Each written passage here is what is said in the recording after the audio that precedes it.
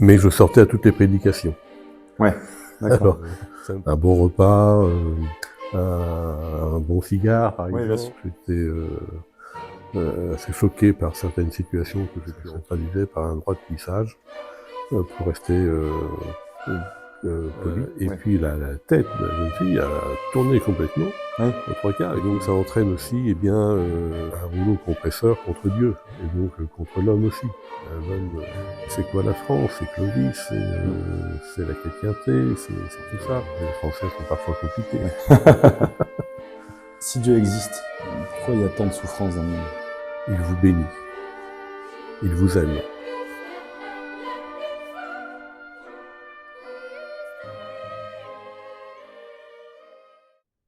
Bonjour et bienvenue sur la chaîne de l'ICRSP de Toulouse. Aujourd'hui, on inaugure un tout nouveau format, des entretiens en profondeur avec des prêtres de l'Institut et surtout l'un d'entre eux, le chanoine de Ternay. Nous aborderons des sujets de foi, de mission, et nous tenterons également de répondre à des questions délicates, des sujets sensibles et des interrogations qui touchent tout le monde, croyons ou non. Aujourd'hui donc, j'aurai l'honneur de me trouver en face du chanoine de Ternay, un prêtre avec un parcours hors du commun. Après plusieurs années de ministère en Afrique, il est en charge aujourd'hui de l'apostolat ici à Toulouse. Son parcours, son expérience, ses missions, sa vie de prêtre, nous avons tenté, à travers plusieurs épisodes, de tout explorer ensemble.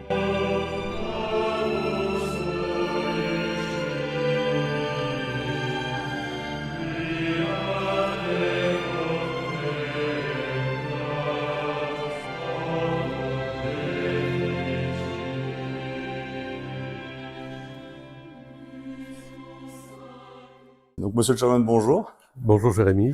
Alors, vous nous faites le plaisir de répondre à nos questions aujourd'hui. On va commencer par une question toute simple. Qui êtes-vous?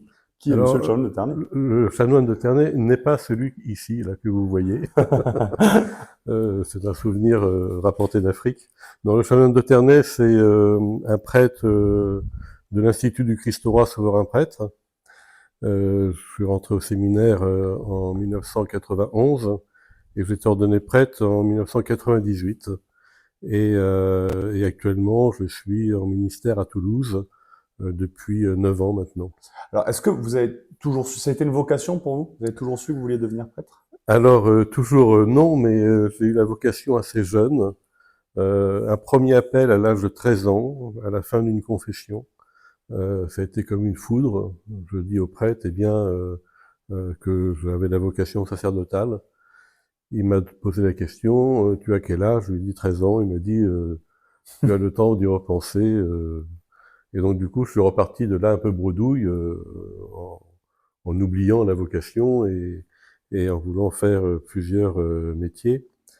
Ensuite, deuxième appel, toujours au confessionnal, j'avais 16 ans. Et à l'époque, j'étais scolarisé dans une école tenue par des prêtres, mais je me sentais pas appelé dans cette communauté-là. Et donc, en me confessant à un prêtre de l'extérieur, qui faisait aussi partie d'une communauté, il me dit, nous, on prend à partir de 16 ans, à partir de 18 ans, donc revenez dans 2 ans. Et du coup, je me suis retrouvé aussi bredouille parce que j'ai pas eu de suivi. Et surtout que je n'avais pas dit à ce prêtre-là que je voulais rentrer dans sa communauté. Oui, bien sûr. Et donc après, j'ai fait des études de vente, j'ai travaillé pendant 2 ans en quincaillerie et puis 1 an en librairie. Et la vocation était un peu passée en arrière-plan. Et puis dans mes années où j'avais 18 ans, j'ai rencontré un camarade qui m'a dit, tu sais, je connais un prêtre à la retraite, ça serait vraiment bien que tu le connaisses. Alors c'était un ami avec lequel je faisais un peu les 400 coups, donc c'était un peu décalé qu'il m'envoie voir un prêtre. Et puis en fait, j'ai été voir ce prêtre-là un week-end, et puis le contact est vraiment très bien passé.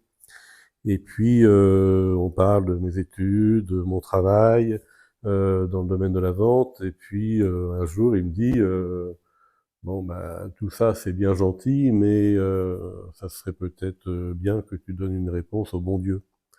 Et moi, je lui avais pas parlé de ma vocation, mais ça m'est revenu je dirais, en pleine figure, quoi. Ouais, bien sûr. Et je faisais le constat que lorsque j'étais chez ce prêtre-là, j'étais l'homme le plus heureux du monde. Et donc je me suis remis à prier parce que j'avais un peu abandonné la prière. Et puis a commencé un peu une lutte, un combat intérieur. Il faut donner une réponse à un moment au bon Dieu, Bien quoi. sûr. Donc c'est oui ou c'est non. Et là, j'ai expérimenté la grande liberté qu'on a. J'aurais très bien pu dire non et mettre le bon Dieu de côté et faire autre chose dans ma vie. Mais j'ai répondu oui. Et alors, ce combat a été un peu difficile, évidemment, parce que il y a toujours des forces qui voudraient vous voir renoncer à Ouais. un tel engagement. Et donc le combat, bah, par exemple, une chose qui peut paraître surprenante, c'est que j'allais à la messe à l'époque avec mes parents. C'était il n'y avait pas le choix, c'était comme ça qu'on était éduqués. Mais je sortais à toutes les prédications. Ouais, d'accord. Alors, ça me fait un peu sourire quand j'y repense, parce que maintenant je prêche tous les Oui, dimanches. c'est ça. Quand je vois quelqu'un sortir, je me dis qu'est-ce qui se Oui, passe. ça vous le renvoie un petit peu. Oui, Voilà. exactement. Oui. Et donc voilà, c'est une petite anecdote amusante. Alors après, ben, quand j'ai donné ma réponse, bah oui, je me suis remis à prier, j'ai regoûté la joie d'aller à la messe, non pas par obligation, mais par désir et Oui, par besoin. Et donc ça a changé ma vie aussi. absolument, je comprends. Bon alors, monsieur le chanoine, beaucoup pensent, sûrement ici avec nous, que devenir prêtre, c'est quelque part un peu renoncer à sa vie, à certains plaisirs, à certaines choses. Est-ce que vous leur donneriez raison ou est-ce que vous leur diriez tout le contraire? Alors j'ai envie de vous répondre que devenir prêtre, c'est entrer dans la vie. Et donc, à partir de ce prisme-là, eh bien, la joie s'ouvre. Et donc, c'est une vocation, voyez-vous. Euh, il y en a qui sont appelés à vivre le mariage, il y en a qui sont appelés à vivre la vie consacrée dans le monde. Moi, j'ai été appelé à être prêtre, et donc le fait d'avoir répondu à cet appel d'une manière libre, eh bien, j'entre dans ce que je dois être, et donc en se conformant à ce désir de Dieu, eh bien, à cet appel de Dieu, eh bien, j'exprime véritablement euh, une vie qui est joyeuse, qui est heureuse. J'ai l'impression de d'être eh bien dans le bon vouloir de Dieu. Après, on a tous notre caractère, on a tous les défauts de notre nature, et donc il y a toujours ce besoin et cette nécessité de revenir à cet engagement pour avancer toujours plus dans la fidélité de notre choix qu'on a fait à une époque. Et Bien ce sûr. choix, il nous détermine, il nous permet d'aller de l'avant, il nous permet de nous réaliser, et en nous réalisant, eh ben, de faire ce que le bon Dieu attend de nous. Mais en tant qu'homme stricto sensu, est-ce que quand on choisit cette vocation, est-ce qu'on arrive à être heureux au sens, on va dire, le plus primaire qui soit de l'homme, on va dire, par nature, plus que par vocation? Ou est-ce que c'est quelque chose qu'on occulte complètement parce qu'en fait, on est dans quelque chose de tellement, on va dire, je sais pas, parce que j'ai pas une vie consacrée, mais j'imagine que ça doit être tellement puissant, en fait, ce qu'on ressent autour de soi, que peut-être qu'on peut omettre ça. C'est-à-dire que vous évoquez peut-être indirectement la notion du bonheur naturel et face au bonheur surnaturel. Euh, on a eu dans le passé un ouvrage qui a marqué les esprits et le siècle des Lumières, qui est Télémaque de et cet ouvrage qui était pendant longtemps un ouvrage de chevet de Louis XVI euh, a conduit eh bien toute une société à rechercher eh bien le bonheur de la personne, mais je dirais sur une ligne horizontale. La ligne horizontale, elle mène à rien. Bien sûr. Tout homme, eh bien, cherche une transcendance, parce que nous sommes créés à l'image et à la ressemblance de Dieu. Nous sommes créés par Dieu. Et donc, nous voulons tendre à lui. Et le vrai bonheur, eh bien, il est dans cette dimension, dans cette verticalité, dans cette transcendance. Alors, ce qui a d'important, ça n'est pas ce que le chanoine de Ternay désire, pense. Ce qui est important, en fait, c'est comment je me conforme à la pensée de Dieu, comment je me conforme à son bon vouloir, hein, comment je me convertis, en fait. Bien sûr. Chaque vie est une conversion. Et ces mouvements-là, eh bien, on le fait d'autant plus volontiers que on a répondu oui, et qu'on a répondu librement à l'appel de Dieu. Alors, évidemment, il y a des petits plaisirs que l'on peut avoir, si vous voulez, qui sont naturels, un bon repas, un bon cigare, par Oui, bien sûr. exemple. Vous savez que je suis amateur de ces choses-là. Euh, On tire pas un trait sur tout quand même, hein. c'est agréable, mais voilà, chaque chose est ordonnée. Bien sûr. C'est pas une fin en soi. Prendre un bon repas, ça n'est pas une fin en soi. Ça peut être un moyen de convivialité, de tisser des liens. Et ces liens qu'on tisse, eh bien, on les tisse aussi avec des personnes. Donc ces personnes-là, eh bien, on a aussi le souci, eh bien, de leur transmettre la grâce Bien et sûr. de les aider dans leur cheminement vers le bon Dieu. Donc, ce sont des moyens, mais les moyens sont des petites joies, des petits bonheurs qui demandent qu'à être transformés, eh bien, de la ligne horizontale à la Oui, bien ligne sûr. verticale, quoi. Mais alors, bon, moi j'ai la joie d'être avec vous ici, donc dans cette maison. Donc du coup, j'ai déjà une petite réponse à cette question, mais il y en a qui vont penser que la vie de prêtre, il y a aussi quelque chose un petit peu, voilà, c'est une vie un peu en austérité, un peu coupée du monde, avec beaucoup de solitude.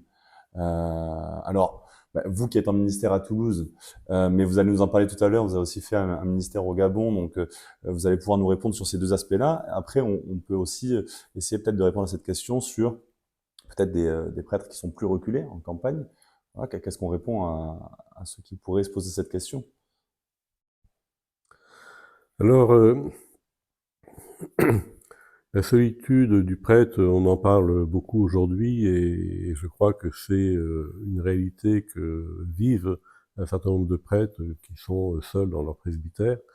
Nous, on a la chance, à l'Institut du Christ-Roi Souverain Prêtre, d'être une communauté. Et donc, nous vivons en communauté. D'ailleurs, le titre de chanoine que nous portons, eh bien, il dérive du mot chapitre. Le rôle d'un chapitre, c'est de chanter l'office divin. Pour chanter l'office divin, il y a une nécessité d'être en communauté. Et donc, le fait d'être en communauté, eh bien, quand on rentre à la maison, au presbytère, eh bien, on n'est pas seul. Il y a un confrère ou deux confrères, ici nous sommes trois, et ça fait qu'on peut aussi échanger, ça fait qu'on peut prendre du temps gratuit entre nous. Et donc, le côté solitude, eh bien, est beaucoup moins fort qu'un prêtre qui se retrouve tout seul au fond de son presbytère. Euh, Ensuite, je dirais que euh, la solitude, elle doit être aussi comblée par notre vie intérieure, notre vie Bien spirituelle, sûr. notre relation avec le Seigneur. Et puis, on le dit pas assez, on n'en a pas assez conscience, mais on vit dans l'Église, et l'Église, elle n'est pas simplement que militante, elle est souffrante sur les âmes du purgatoire, mais elle est aussi triomphante sur toutes les âmes du ciel. Donc, au ciel, vous avez vous avez dans la cour céleste, vous avez les anges, vous avez la Vierge Marie, Saint Joseph, tous les saints. Et donc, vous avez aussi ce trésor-là que vous pouvez intégrer dans votre vie. Et donc, c'est pas interdit dans son cœur, eh bien, de parler à votre saint patron, ou à votre ange gardien, ou au Oui, Seigneur, etc. Et ça fait que, en fait, l'âme chrétienne n'est jamais vraiment seule. La solitude, elle intervient quand on s'éloigne un petit peu du cœur de Dieu, si vous voulez. Alors, évidemment, on n'est pas des anges, on reste des êtres humains, donc on a besoin aussi d'être entouré par d'autres semblables.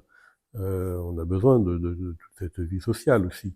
Mais que nous avons, eh bien, quand on vit en communauté, que nous avons quand on a la chance aussi d'être en paroisse, euh, on est souvent sollicité pour telle ou telle occasion.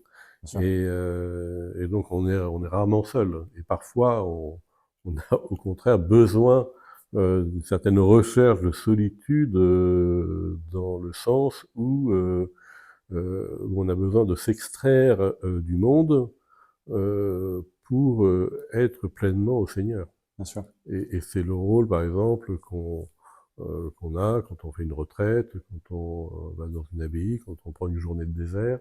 Ça nous permet de nous ressourcer, ça nous permet euh, de, de s'extraire du monde, donc d'avoir une certaine solitude par rapport au monde, mais cette solitude, pour la combler, eh bien, avec la présence de Dieu en nous, on a besoin de cela pour nous ressourcer et pour mieux donner le bon Dieu aux autres. Alors maintenant qu'on vous connaît un peu mieux, Monsieur le chanoine, on va pouvoir vous poser des questions enfin sur votre ministère, sur votre carrière, si je peux emprunter ce mot. Et vous avez eu un ministère en Afrique, au Gabon. Euh, donc c'est très intriguant parce qu'on a envie de savoir comment ça se passe là-bas.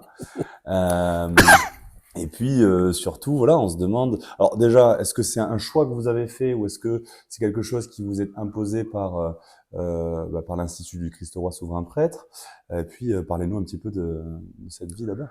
Voilà, alors tout d'abord, un prêtre ne fait pas carrière, c'est une vocation, il est donné, et puis il a un évêque, il a des supérieurs, et dans le cadre de l'Institut du Christ Roi, souvent un prêtre, on a un supérieur qui vous nomme à tel ou tel endroit, selon les besoins de l'institution.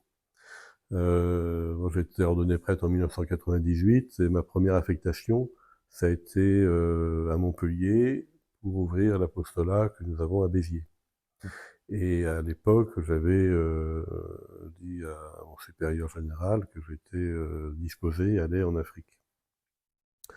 Puis comme j'ai passé 4 ans comme prêtre à Montpellier, tout en m'occupant de la communauté bitéroise, j'avais un peu abandonné cette volonté et ce désir d'aller en Afrique.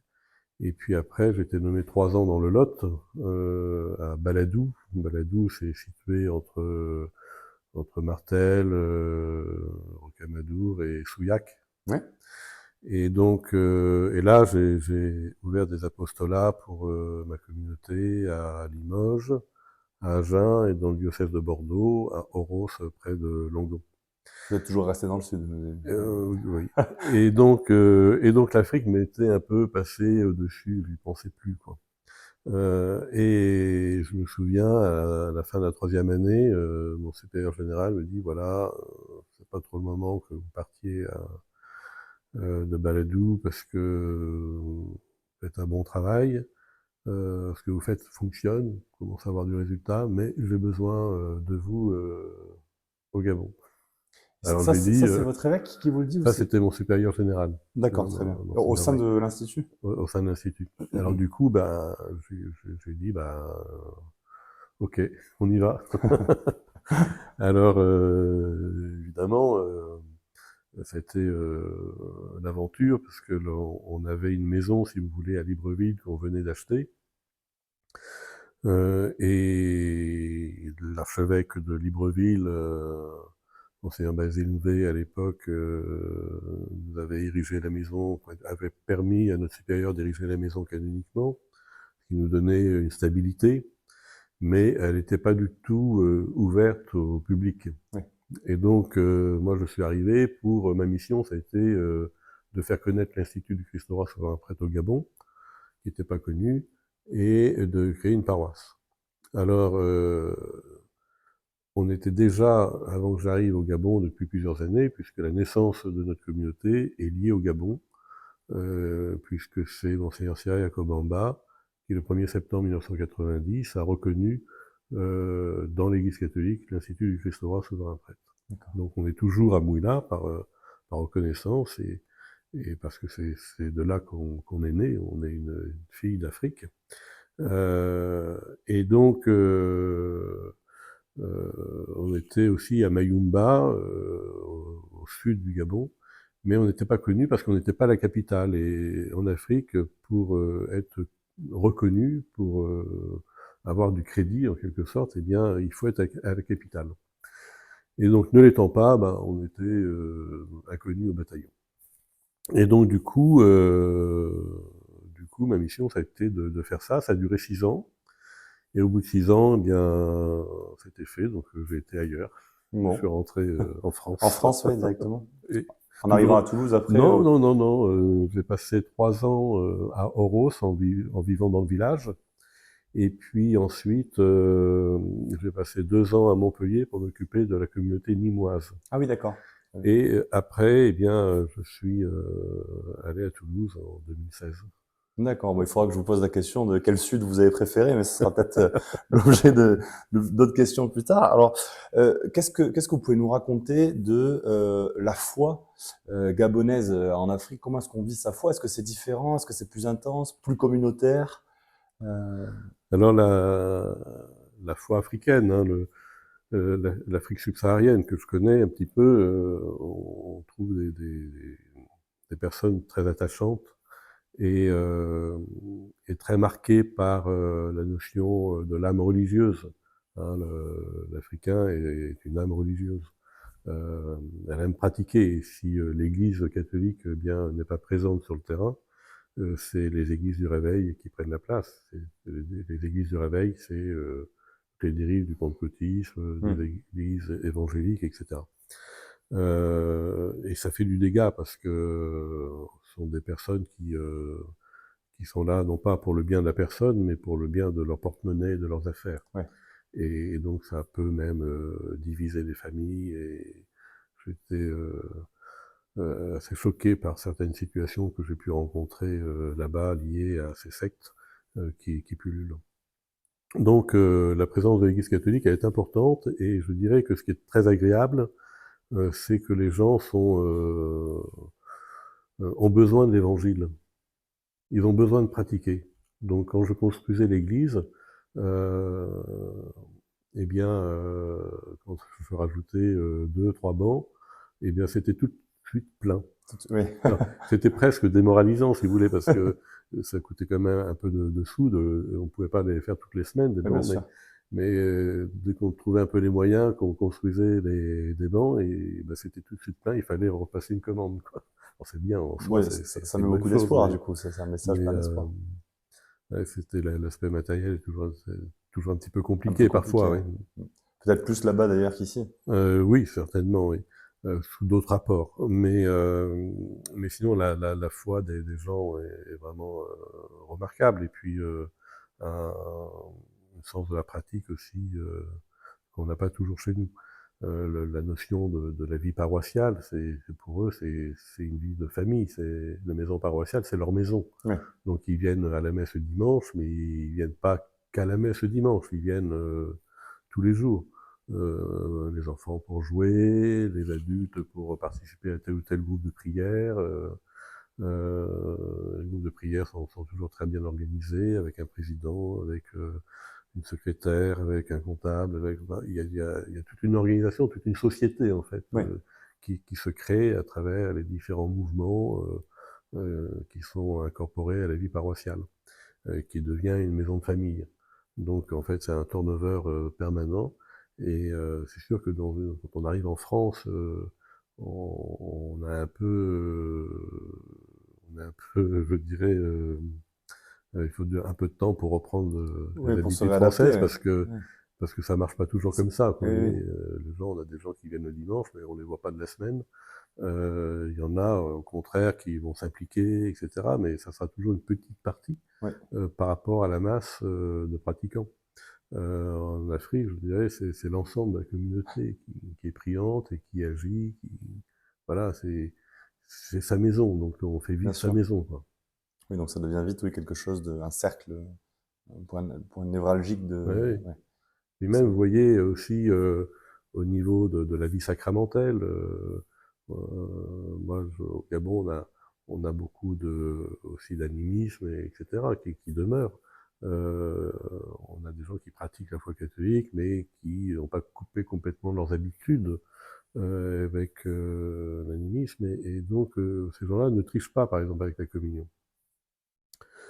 Donc on a parfois beaucoup de monde à la messe et peu de communion. Mais le fait qu'ils ne trichent pas avec les sacrements, ça permet parfois d'avoir vraiment des conversions profondes Ouais. et qui deviennent occasion d'un grand épanouissement. Je voudrais citer le cas, par exemple, de femmes que j'ai connues euh, qui avaient eu des enfants de différentes personnes et qui se trouvaient eh bien entretenues par un monsieur et ça se traduisait par un droit de cuissage pour rester poli. Ouais. Euh, mais ces femmes-là, quand elles découvraient la paroisse, quand elles prenaient l'habitude de pratiquer, de faire partie de tel groupe de prière, etc., ben, il y avait comme une souffrance de ne pas pouvoir communier, de ne pas pouvoir se confesser, de ne pas pouvoir recevoir les sacrements. Et cette souffrance-là, eh bien, elle a été souvent une occasion de conversion plus radicale, c'est-à-dire, eh bien, à un moment, elles viennent vous voir, puis elles vous disent, mais comment je peux faire pour communier, pour me confesser, quoi. Et donc, quand elles vous posent cette question-là, eh bien, on peut demander une certaine exigence.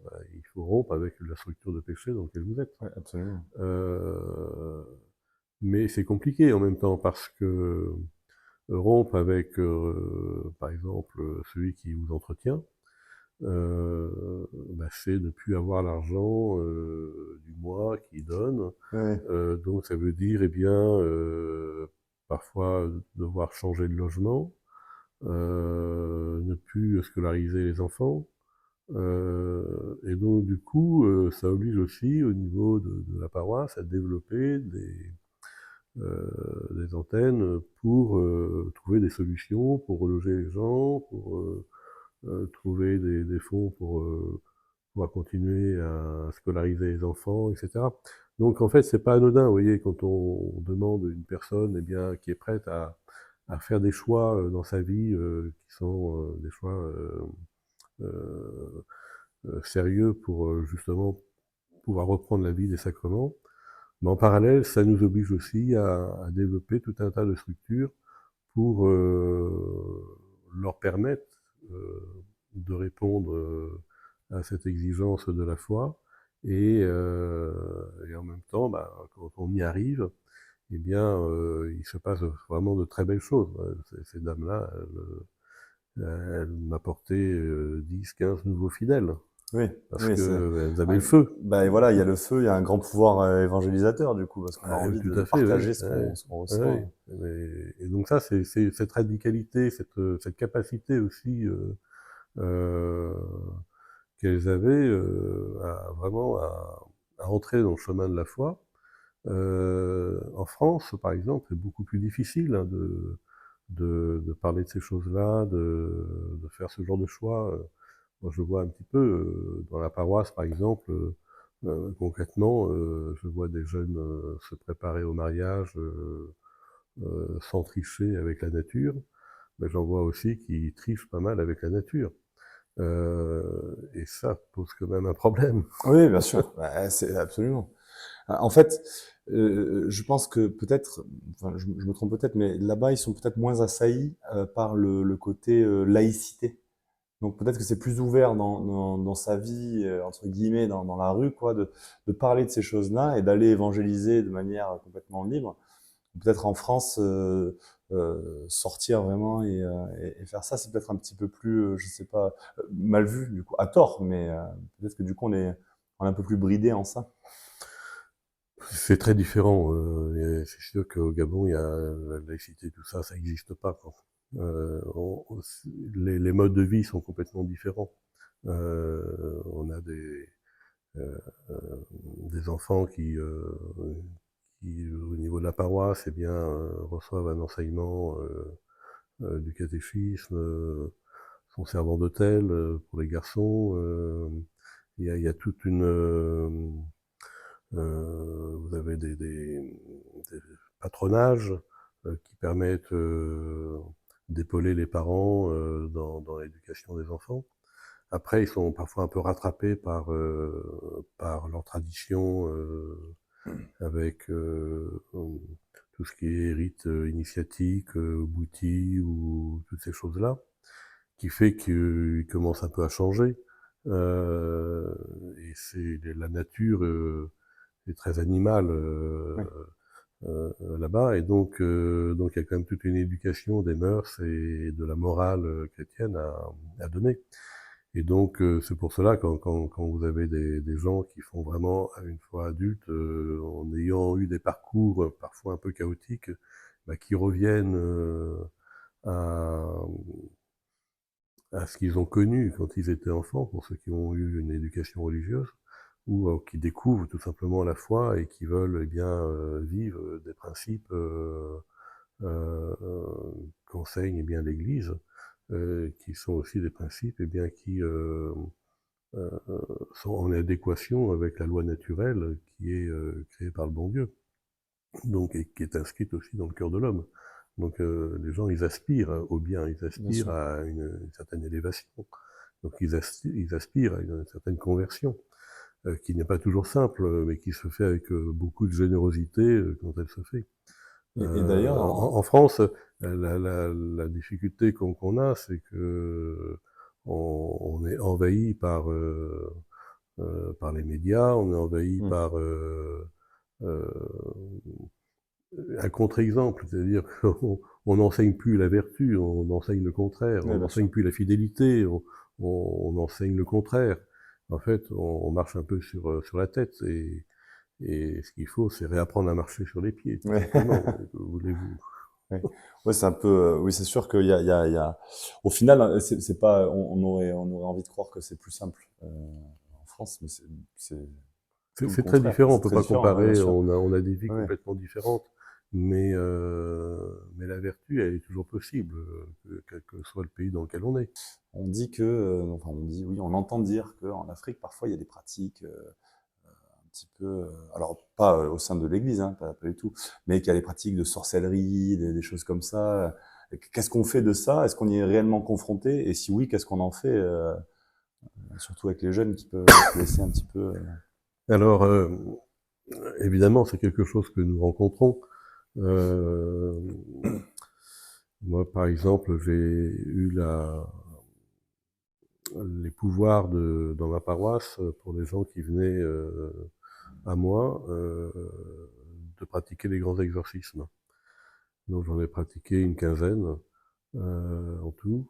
C'est toujours quelque chose de grave et d'impressionnant parce qu'on se retrouve eh bien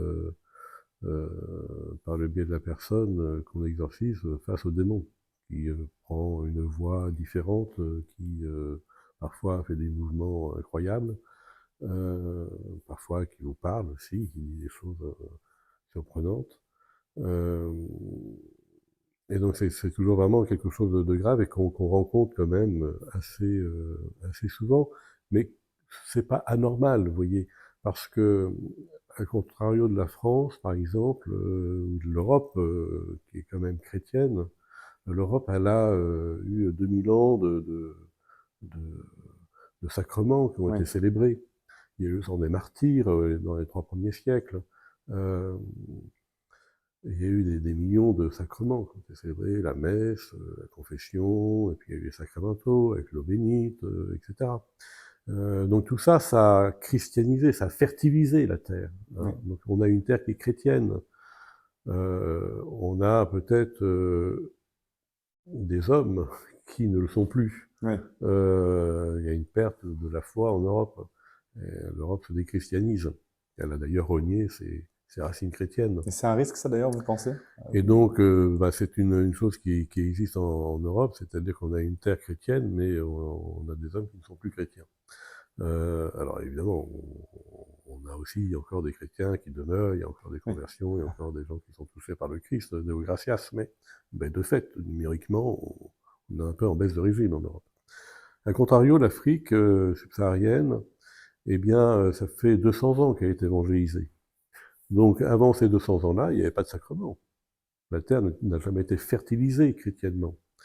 Mais par contre, on a un peuple qui est chrétien, qui est religieux, qui a besoin de pratiquer. Nous, on a perdu le sens de la pratique, eux, ils l'ont. Ouais. Mais sur une terre qui n'est pas fertilisée encore. 200 ans, c'est rien d'évangélisation. Nous, au bout de 200 ans d'évangélisation, on n'était rien du tout en Europe. D'ailleurs, la notion de l'Europe n'existait pas, 200 ans après le Oui, Christ. c'est ça. Donc, en fait, voilà, il y a cette réalité-là. Et donc la difficulté, comme la terre n'appartient pas au Christ parce qu'elle n'a pas été fertilisée par ces millénaires d'évangélisation, de sacrement, la place du démon est beaucoup plus importante. Nous, on fait quand même cette expérience en Europe parce que l'homme, se détachant de plus en plus de Dieu, le démon, il prend la place qu'on lui laisse. Et donc, du coup, on commence à voir aussi de plus en plus de cas qui relèvent de la sorcellerie. Ouais. Mais ce sont des choses qui sont très... qu'il faut aborder avec beaucoup de prudence et beaucoup de discernement, parce que heureusement que tout n'est pas non plus du démon. Parfois, il y a des fragilités aussi psychologiques qui fait que on peut avoir tel ou tel comportement, mais qui ne relève pas du démon. Et quand on y est confronté pour la première fois à ça, est-ce qu'on réagit normalement? On est prêt pour cette mission? Ou est-ce que, alors, je sais pas si on peut employer le mot de peur, mais est-ce qu'on se sent soutenu? Alors, quand on fait les choses avec les pouvoirs de l'évêque, on est soutenu par toute la prière de l'Église. Et donc, du coup, cette prière de l'Église, elle vous fortifie. Et puis, on fait pas les choses aussi comme on veut. On a des rituels que l'Église nous donne, qui sont comme des outils de travail, Bien sûr. et on les applique. Et donc, on a cette aide de l'Église, cette prière de l'Église qui vous soutient. Après, je dirais qu'on subit souvent l'addition, on paye l'addition après, parce que le diable, il n'est pas content. Si Oui. vous l'avez chassé d'un corps, il n'est pas vraiment content, donc il cherche à se venger. Donc il faut il faut tenir sa vie spirituelle, c'est important. Ouais. Moi, je me souviens le premier cas où j'étais confronté, c'était une jeune femme qui pouvait pas avoir d'enfant, et puis qui était d'une grande tristesse, avec des envies de suicide, etc. Et bon, je vais bénir sa maison, la maison où habitait sa maman, le père était décédé. Et je fais aussi, après la bénédiction, une prière de délivrance sur cette fille, au 9 cœurs des anges. Et à un moment, je crois que c'était les trônes, à un moment, la fille devient dure comme du bois, quoi. Donc là, je devine quand même qu'il y a quelque chose qui n'était pas normal, quoi. Et, et puis bon, tout rentre dans l'ordre. Et je lui dis, jeudi prochain, ça serait bien que tu viennes à l'adoration. Donc du coup, elle vient à l'adoration. Mais entre-temps, je m'étais entretenu avec l'archevêque, et qui m'avait donné les pouvoirs de pratiquer l'exorcisme sur cette personne. Et durant l'adoration, j'étais au confessionnal, et puis j'observe cette jeune fille qui à un moment se met à convulser, et, et donc du coup, je me suis approché d'elle, et puis là, elle commence à m'insulter, etc. Et puis je pratique le petit exorcisme de Léon XIII, et puis comme ça ne suffisait pas, je vais pratiquer le grand exorcisme, ayant les pouvoirs de le faire. Et donc là, il y a eu 2 heures et demie de combat. 2 heures et demie, c'est long. Ouais, c'est long, ouais. En même temps, il y avait la communauté qui était là pour prier devant le Saint-Sacrement. Une partie est partie, parce que ça faisait un peu peur, Ouais. mais une bonne partie est restée, donc ça a aussi soutenu ce grand exorcisme. Et donc là, on a vécu des choses, je ne vais pas rentrer dans le détail, mais Si jamais il y a des enfants qui nous c'était regardent. vraiment surprenant, quoi. À un moment, vous voyez, il y avait plusieurs personnes assez costauds qui tenaient cette jeune fille qui était toute menuette, et elle était, par rapport aux hommes baraqués qui la tenaient, je faisais vraiment pas le poids, quoi. Ouais. Mais elle dégageait une force incroyable. Et si bien qu'ils avaient du mal à la tenir parfois. Et puis à un moment, je lui dis quelque chose au nom de Dieu trois fois saint. Dites je vous salue Marie, et elle ne voulait pas. Et à un moment, un de ceux qui la tenaient dit obéissez à monsieur le curé. Et ça, c'est quelque chose qu'il faut jamais faire. Ah oui. Parce qu'en fait, on se dévoile. Démon a dit mais t'es qui toi pour me parler?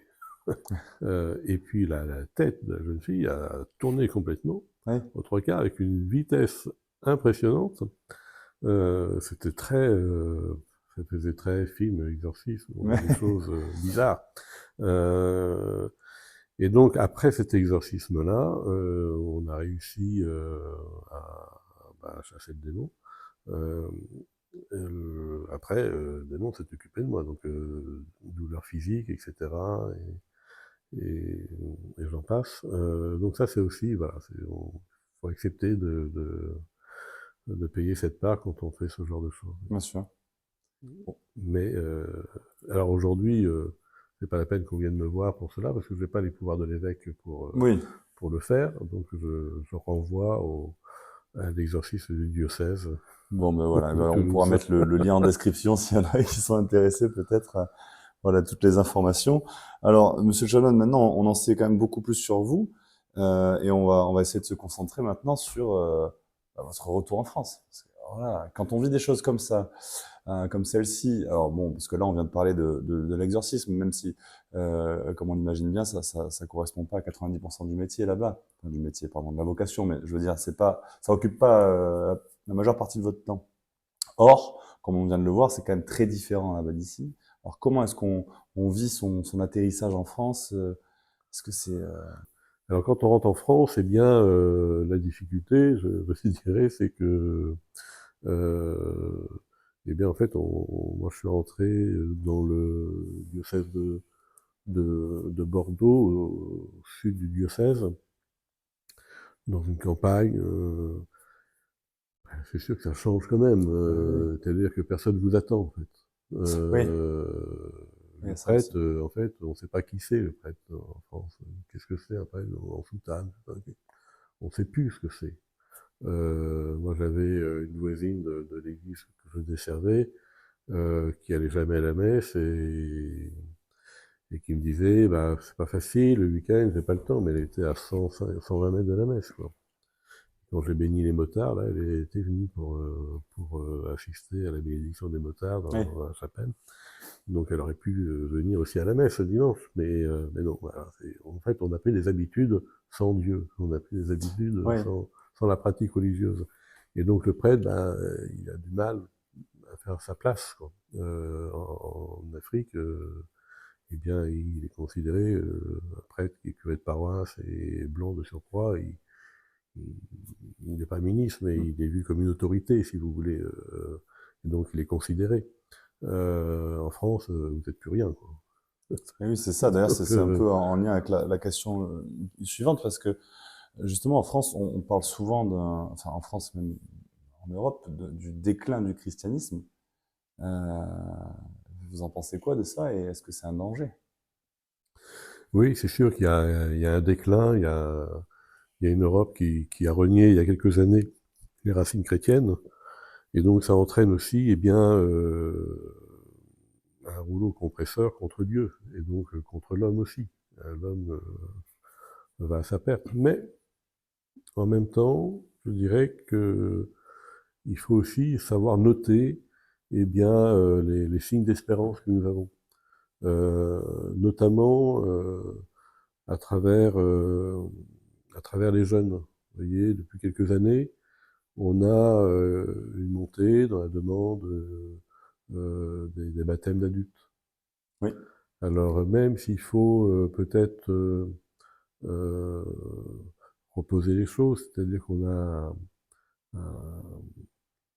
une chute vertigineuse des baptêmes d'enfants, et depuis quelques années, on a une montée vertigineuse des baptêmes d'adultes. Alors ça ne fait pas la balance oui, encore, ça suffit pas. Ouais. mais ce qui est beau de voir, c'est finalement qu'est-ce qui conduit ces jeunes à, euh, à demander à l'Église de les baptiser. Donc vous avez à une sortie de messe un jeune qui dit voilà, je veux être baptisé.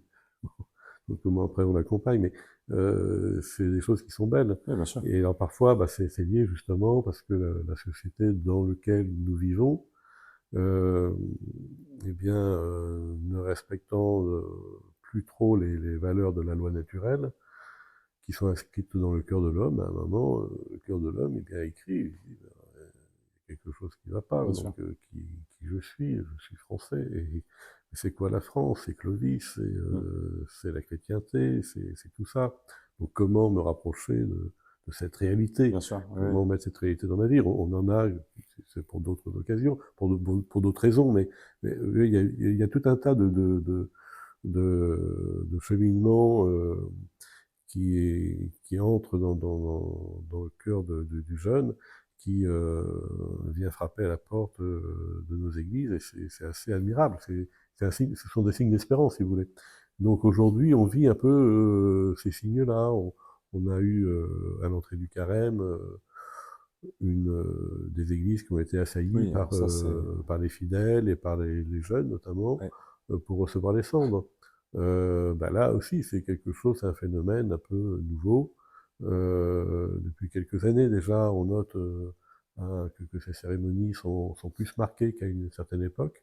Mais là, cette année, on a explosé tous les compteurs, quoi. Année de jubilé, d'ailleurs. Donc, tout à fait, Ouais. c'est l'année aussi du jubilé, mais ça montre qu'il se passe quelque chose dans Bien le cœur sûr. de l'homme. Vous voyez que le bon Dieu, il ne nous abandonne pas et il souffle sur les braises et à nous, eh bien, d'en faire quelque chose de beau, quoi. Mais pour revenir à ces baptêmes d'adultes, c'est quand même une espérance que nous avons. Il faut évidemment ces adultes qui sont baptisés, qui pour certains ont fondé des familles, eh bien je pense qu'ils auront le souci de baptiser leur enfant bah, le plus tôt possible Bien sûr. pour leur donner la Mm. grâce du baptême et la grâce qui les fait engendrer dans la vie de Dieu, quoi. Alors, l'ICRSP attire énormément. De plus en plus de monde. Alors, bon, moi, je vais parler à l'échelle de Toulouse, mais j'imagine qu'il y a de ça un petit peu partout. Et beaucoup de jeunes parents et aussi de jeunes, des étudiants, des jeunes pros, euh, malgré un rite tridentin. Alors, comment est-ce qu'on explique cet attrait Alors, vous savez, ça fait partie de la richesse de l'Église. Qui a toujours, eh bien, s'est toujours exprimé à travers des rites. Vous voyez, par exemple, quand à l'issue du Concile de Trente, le pape Saint Pie V codifie le missel qui existait auparavant. Il prend soin de maintenir les rites qui avaient plus de 200 ans d'existence. Et c'est comme cela que, à travers le rite romain, a perduré le rite milanais, le rite lyonnais, et puis d'autres rites.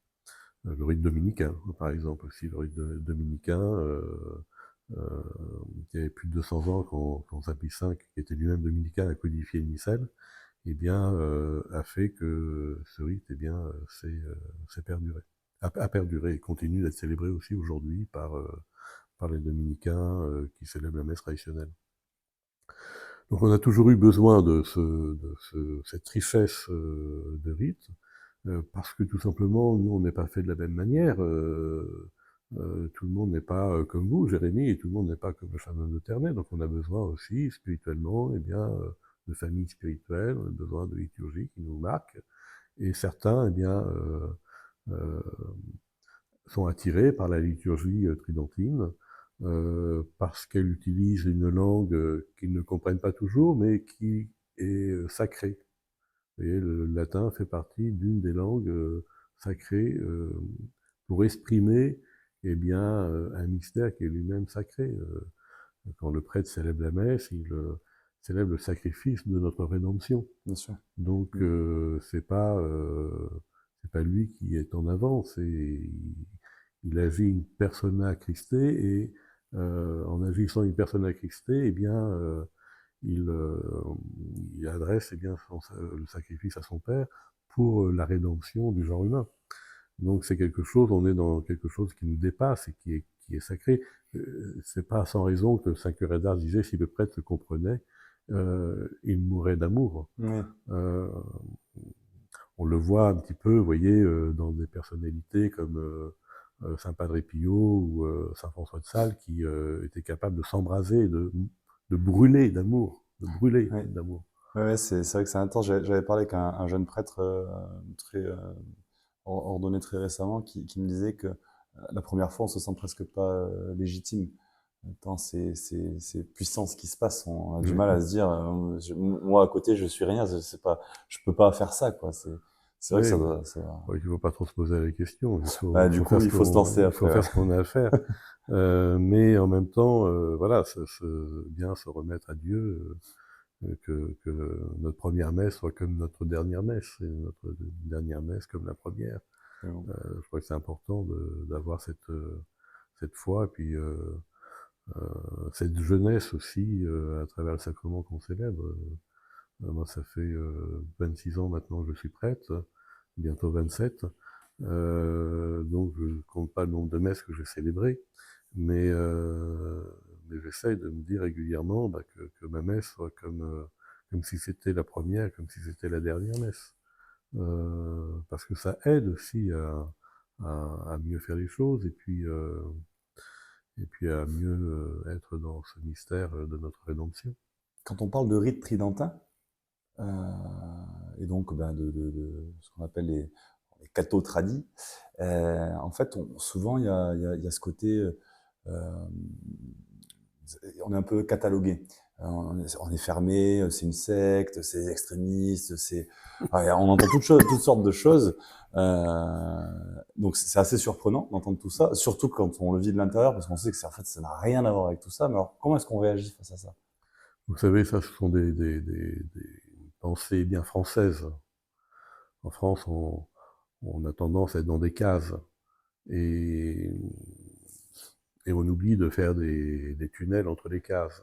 Alors ça fait que quand on est dans sa petite case, dans son petit truc, et bien tout ce qui se passe à côté, c'est obsolète. C'est comme si ça ne devait pas exister. Oui. Mais je crois qu'il faut apprendre à faire des ponts et des trous dans les cases pour faire des tunnels, parce que il peut y avoir une grande richesse. Et en fait, il faut avoir une vision d'ensemble. Donc les gens qui ont des préjugés, eh bien, moi je les invite à venir. Oui. Et souvent ils sont étonnés. Comme pour le mercredi décembre d'ailleurs. Ah, voilà, Absolument. c'est sûr. Donc je crois qu'il ne faut pas rentrer dans ces dialectiques et il faut faire ce qu'on a à faire dans l'obéissance à l'Église et à nous, eh bien, aussi de faire connaître, eh bien, la beauté de la liturgie traditionnelle et de la faire aimer. Alors c'est sûr que celui qui n'est pas habitué à la messe en latin, au début, c'est un peu compliqué parce que ça demande un effort. Ça demande un peu une adaptation, donc ça demande aussi une certaine régularité dans la pratique, parce qu'il faut apprendre à se servir d'un missel d'autel pour suivre les textes, pour pouvoir avoir les traductions, et puis comprendre les différentes parties, comment ça fonctionne, etc. En fait, très vite, les gens s'y mettent et ils s'y mettent bien, quoi. Bah, de toute façon, ça fera l'objet de plusieurs petites vidéos qu'on proposera. Alors, on en parlera plus tard, on ne sait pas trop encore sous quel format, mais on présentera la messe, etc. Ce qu'on peut dire d'ores et déjà, puisque moi je suis arrivé dans l'église traditionnelle sans trop connaître, avec certains, alors pas des préjugés, mais plutôt certaines inquiétudes. Alors qu'on rassure tout le monde, hein, l'homélie est en français, on lit la traduction du Saint-Évangile, parfois même de l'épître. Donc en fait, c'est quand même, c'est pas non plus, dire pour le fidèle, voilà, il y a quand même une façon de s'y retrouver. Et puis il y a des missels, il y a Voilà, il y des a des livrets de missels messe absolument. qui Chez nous, on sont... a la chance d'avoir des beaux livrets de messe qui sont confectionnés, donc c'est très chouette. Voilà, je veux dire, tout est fait pour qu'on puisse s'y retrouver aussi. Et puis, il faut pas hésiter non plus à demander autour de soi un petit peu d'aide. Je pense que tout le monde serait ravi Ouais. de nous apporter ce soutien. Alors, face à ça, justement, donc il y a un certain attachement aussi à la tradition, ce qui est normal. Moi, je me sens concerné dans cet attachement à la tradition, pas seulement religieux, mais est-ce que vous, il vous arrive d'être critiqué du fait de cet attachement à la tradition, donc peut-être par vos supérieurs de l'Église et par d'autres personnes qu'on ne suspecterait pas, d'être critiqué pour ça? Alors, moi j'exerce maintenant depuis 9 ans dans le diocèse de Toulouse, et je dois dire que on travaille vraiment avec, en toute confiance avec les autorités de l'Église, avec les confrères. Il y a une bonne entente. Et donc les choses se font d'une manière agréable. Il n'y a pas de suspicion, ou voilà, on fait ce qu'on a à faire, qui est dans le cadre de notre mission, et, euh, et point. Donc il n'y a pas de problème particulier. Après, les critiques, je crois que quoi qu'on fasse, quel que soit euh, notre charisme ou notre sensibilité, il y en aura toujours. Mais il ne faut pas s'arrêter à cela. Nous, ce qui compte, c'est, pour moi ici à Toulouse, c'est que lorsque j'exerce mon ministère, eh bien, je puisse le faire en confiance avec l'évêque et avec le presbytérium. Donc ça, c'est important, et c'est l'expérience qu'on fait. Et vous voyez, dans le doyenné, par exemple, de Toulouse, dans lequel je suis, ben, il y a des choses quand même qui sont très agréables quand on est capable d'organiser ensemble le chemin de croix du Vendredi Saint, par exemple, dans la rue de Toulouse. Ben, c'est des points qui sont assez forts. Et puis la, la procession de l'Immaculée Conception qu'on a réintroduite après 50 ans d'absence. Oui. C'est aussi un moment qui est fort, qu'on vit aussi avec le doyenné du centre-ville. Et il y a des rencontres aussi que nous faisons, etc. Donc il y a un esprit de famille aussi, avec les composantes, c'est-à-dire il y a les prêtres diocésains, puis il y a des prêtres comme moi qui fait partie d'une communauté. Mais voilà, tout se passe bien et tout se fait bien. Et c'est important, en fait, qu'il y ait euh, cette bon état d'esprit. Ça permet de bien travailler. Et, et donc ça, on vit ça. Donc je vais pas à me plaindre, et je vais pas chercher Ouais, bien des, sûr. des, des choses qui ne sont pas. J'en rends grâce aussi, parce que c'est pas toujours partout comme cela, quoi. Oui, oui. Oui, Mais voilà. même, enfin, en France, oui, enfin, c'est différent en fonction du diocèse, quoi, donc, Oui, non, les Français sont parfois compliqués. ouais. Alors, Monsieur Chanoine, on va poser une question maintenant un peu plus large. Euh, En quoi être chrétien, ça change la vie? Eh bien, ça change la vie parce que on est habité par le Christ. Alors, ça change tout. Vous voyez, je me souviens quand je faisais des cures pour mes oreilles, quand j'étais adolescent, on logeait à côté de curistes qui étaient athées. Et puis, vous voyez, que nous, ben, on priait, on allait à la messe le dimanche, tout ça, et ils nous ont dit, vous savez, vous avez de la chance d'avoir la foi, parce que nous, on est athées, mais ça veut dire que pour nous, ben, en fait, après, il n'y a plus rien, et vous, ben, vous avez une espérance, vous avez quelque chose, C'est fou de se dire ça quand même. et c'était impressionnant, quoi. Ouais. Et bien, quand on entendait cette dame nous dire ça, ben, nous, ça nous mettait en joie d'avoir la foi. Oui, bien sûr. Ouais, ouais. Parce que la foi, ben, elle transforme tout, quoi. Elle permet de rayonner, elle donne du sens à la vie. Vous voyez, être chrétien, bah, c'est avoir du sens dans notre vie, quoi, et pouvoir, eh bien, avancer avec le bon Dieu, quoi. Il y en a beaucoup qui disent je suis croyant, mais pas pratiquant. Moi, je sais que j'avais entendu, ouais, c'était il y a peut-être un peu moins d'un an, une homélie qui m'a beaucoup marqué, euh, où j'avais entendu être croyant mais pas pratiquant, c'est pas, ça veut rien dire. Il me semble, je veux pas m'avancer, mais je crois que c'était une de vos homélies où vous aviez dit, alors moi c'est pareil, je fais du sport mais je suis pas pratiquant. Enfin, je suis sportif mais je suis pas pratiquant, quoi. Et ça m'a beaucoup marqué parce qu'en fait, je pense qu'on pouvait pas mieux imager cela que de cette façon. Alors, Et qu'est-ce qu'on c'est vrai pourrait qu'il y dire? a, il y a un non-sens à se dire euh, je suis chrétien mais pas pratiquant. Je suis catholique mais pas pratiquant. C'est une chose qu'on entend moins maintenant, mais qu'on a entendu beaucoup à une certaine époque, mais qui ne veut rien dire parce que effectivement, je pense souvent à cette image du sport. Je suis sportif mais non pratiquant. Eh bien, je vais vous donner un effet de ce que cela donne. Euh, Quand j'étais jeune, j'ai fait de l'escrime. J'ai fait 2 compétitions. Une compétition où j'ai fini 3e avec la médaille de bronze, tout ça. Et puis une deuxième compétition où j'avais un peu arrêté l'escrime et puis je m'étais un peu remis et puis le maître d'armes voulait que je fasse cette compétition pour voilà m'aider à me remettre, etc. Bon, j'y suis allé un peu contraint et forcé. Et puis je vois une de mes coéquipières qui faisait de la gymnastique, qui se préparait, quoi, et qui courait, qui faisait de la gymnastique, tout ça. Et alors, je lui dis, elle me dit, mais toi, tu fais rien, tu fais pas un peu d'échauffement, tout ça. Alors, je lui dis non.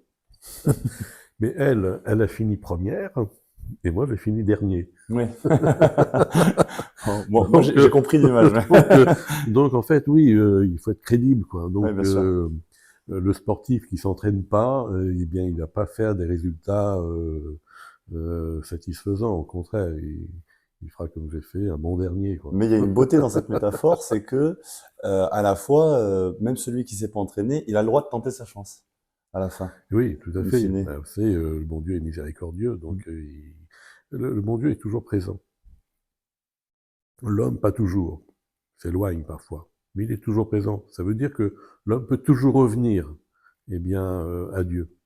Et Dieu ne va pas lui pourrir la vie, il va ouvrir ses bras comme il l'a fait pour accueillir l'enfant prodigue. C'est ça qui est Absolument. beau avec Dieu. Mhm. Monsieur Chanoine, la religion, c'est quand même un ensemble d'interdits et de contraintes. Comment, moi, ça m'intéresse pas. Voilà, j'ai pas envie de suivre parce que c'est trop compliqué. Voilà. Qu'est-ce qu'on répond à ça? Est-ce que c'est vraiment un ensemble d'interdits ou au contraire, c'est une immensité de liberté? Mais c'est peut-être un peu exagéré. On a, qu'est-ce que nous avons? Nous avons les commandements de Dieu et les commandements de l'Église. Il n'y en a pas 36 000. Vous avez 10 commandements de Dieu et 7 commandements de l'Église. Donc c'est pas énorme, vous voyez.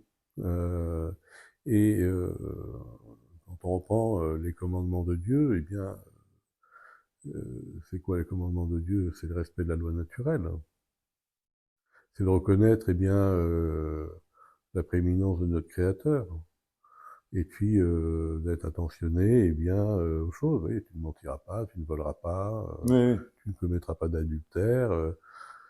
Oui, alors c'est sûr que par exemple le mensonge dans notre société, on fait cette expérience-là sur le plan professionnel. Bien souvent, le mensonge devient une norme euh, assez délirante.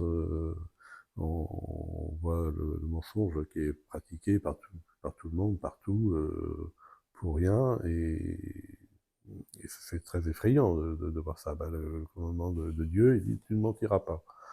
Donc il faut apprendre à être dans la vérité, apprendre à être dans le vrai.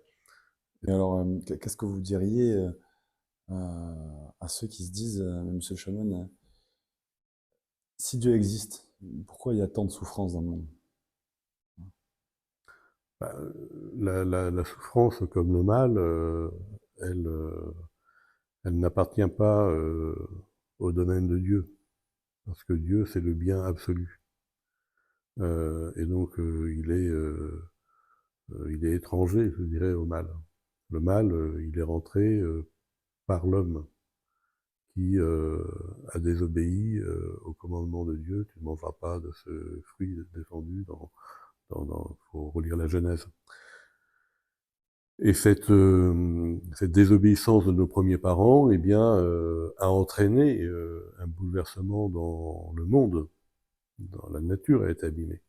Et le mal est rentré par le péché originel, donc par la désobéissance de l'homme.